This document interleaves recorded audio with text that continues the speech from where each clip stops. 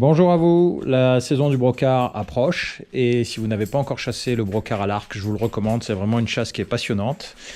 Dans ces petites vidéos, l'objectif est de revoir un petit peu ce qui se passe aux États-Unis et de vous faire partager mes expériences à travers des petites vidéos à thème que vous pourrez regarder ou écouter depuis votre voiture.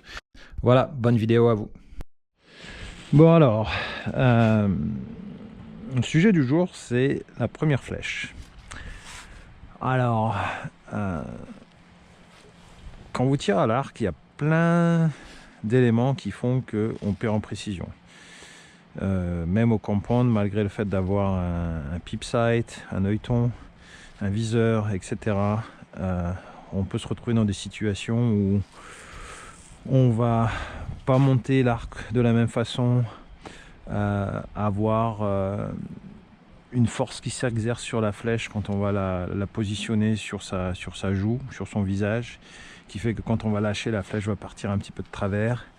On va pas forcément venir la monter au même endroit. Tout ça, ça a des impacts au moment du lâcher de flèche. Le plus gros impact, c'est comme à la carabine, c'est le fameux coup de doigt. Donc il faut savoir lâcher sa flèche tranquillement, éviter de faire des coups de doigt. Il y a vraiment beaucoup d'éléments qui font que on peut perdre en précision. Et quand on tire, quand on chasse notamment, mais quand on s'entraîne, si on veut se mettre en situation de chasse, c'est la première flèche qui compte. Pendant très longtemps, ça m'est arrivé de tirer et effectivement, ma première flèche était complètement à côté. Alors derrière, j'allais en tirer 2 ou 3 de plus et me retrouver là où je voulais. Mais systématiquement, quand je prenais mon arc et que je lâchais ma première flèche, j'étais pas au bon endroit. Parce que je faisais pas l'effort de me mettre en position comme je devais l'être, parce que ça faisait un petit moment que j'avais pas tiré, parce que je retrouvais pas mes habitudes. Tout ça, ce sont des situations qu'on retrouve quand on est à la chasse, quand on doit tirer à genoux, assis, debout, depuis un arbre. On se retrouve dans des situations qui ne sont pas des situations naturelles, où on est à 20 degrés tranquillement, sans vent, en train de tirer. Donc pour ces raisons-là, il y a des accessoires qui existent, qui permettent d'assurer qu'on va toujours avoir le même positionnement quand on tend son arc. Alors un des accessoires qui a été utilisé pendant très longtemps, c'est le kisser button, qui est encore utilisé. Quand j'ai acheté cet arc là, j'ai fait l'erreur d'accepter qu'ils m'en mettent un. Donc en général, ça va se positionner à peu près ici et ça va venir se positionner au coin de la lèvre. Donc globalement, quand vous allez tendre votre flèche, vous allez être comme ça. Ça va vous dire que vous êtes toujours au même endroit et ça va vous permettre de faire toujours le même mouvement. Donc ça, c'est pas mal. Par contre, ça prend quand même de la place. Et puis, il y a des études qui montrent que globalement, on perdrait 5 pieds par seconde en termes de vitesse avec ce genre d'éléments sur l'arc. Bon, ça aide. Donc c'est une bonne chose. Il faut mieux perdre de la vitesse et être plus précis. Mais il y a quelque chose de nouveau qui est sorti là, que j'ai essayé récemment, qui s'appelle le nose button de Bowmar, qui vient avec 2 différents éléments. Globalement, c'est une sorte de kisser button plus petit avec des petites pointes tout autour du système. Alors, l'idée du système, c'est de mettre ça sur sa corde et de pouvoir venir toujours sentir la corde au même endroit de son nez quand on tend son arc. Donc là, on voit sur la photo que globalement, il n'y a pas de nose button, mais que la personne va toujours venir se positionner l'arc au même endroit en sentant justement ces petits piquants sur le bout du nez.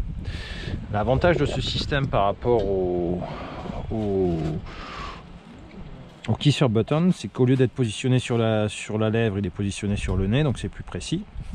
Et ensuite, il est beaucoup plus petit, donc en fait, il ne fait pas perdre de vitesse à l'arc. Alors, j'ai installé ce système, ça m'a permis d'être plus précis, mais pas exactement comme je le voulais.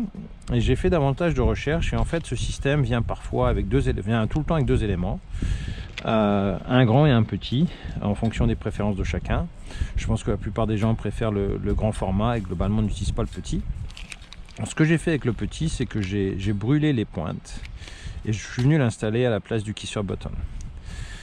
Donc depuis que j'ai mis ça, j'ai vraiment tendance à toujours avoir ma première flèche au bon endroit, parce que je vais venir mettre cet élément au coin de ma lèvre et c'est piquant sur le bout de mon nez, et je vais avoir toujours le même position. Donc globalement ça m'aide vraiment beaucoup, et c'est quelque chose que j'ai mis en place récemment et qui me permet d'être satisfait avec ma première flèche 95% du temps. Et ça va me donner beaucoup de confiance quand je vais être à la chasse, parce que je vais savoir que quelle que soit ma position dans l'arbre ou à terre, quand je vais tendre mon arc et positionner la corde au bon endroit sur le coin de ma lèvre, au bon endroit sur la pointe de mon nez, j'aurai les chances de mon côté si je mesurais la distance correctement. Donc voilà quelque chose que je voulais vous présenter. Ça paraît un peu cher, ça coûte 15 euros probablement, 15 $. Mais bon, globalement, quand ils m'ont installé le Kisser Button, ça m'a coûté à peu près le même prix. Mais j'ai vu une grosse différence avec ça, et je pense que ça les vaut. Donc voilà, je voulais partager ça avec vous parce que je pense que c'est quelque chose qui est sympa et qui aide. Donc on est à parler du système. On va faire un essai. Donc j'ai pas mon télémètre, mais je pense que je suis à peu près 25 yards de la cible. La cible est pas mal abîmée, donc je tire dans le coup maintenant. Donc on va voir si cette première flèche fonctionne. Donc il fait pas chaud là. Je pense qu'on n'est pas loin d'avoir du gel. Il y a un petit peu de vent. J'ai pas tiré aujourd'hui. On va voir où cette flèche va aller. Donc voilà, je viens me positionner au coin de ma lèvre, la pointe sur le bout de mon nez.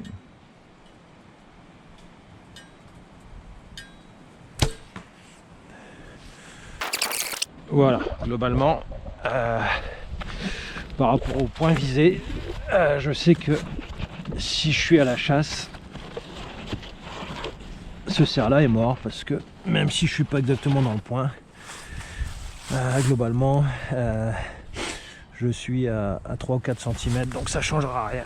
Ça m'arrive souvent de tirer mes premières flèches et de me retrouver dans ces zones-là, là ou au-dessus, avant que j'aie ce genre d'accessoire. Donc je vois une grosse différence. Donc moi ça m'aide beaucoup. Voilà ce que je voulais partager avec vous aujourd'hui. Donc dans la prochaine vidéo, ce qu'on fera, c'est qu'on passera probablement sur le matériel de chasse au niveau des tree stands. Pareil, c'est un sujet qui a beaucoup de débats en ce moment, notamment avec l'émergence de la chasse sur selle, le saddle hunting. Donc ça, c'est vraiment quelque chose qui est super, que moi j'aime beaucoup, que j'ai utilisé en battue également au gros, parce que ça permet également de monter rapidement et puis de pouvoir tirer devant avec plus de sécurité. Donc on fera ça dans la prochaine vidéo.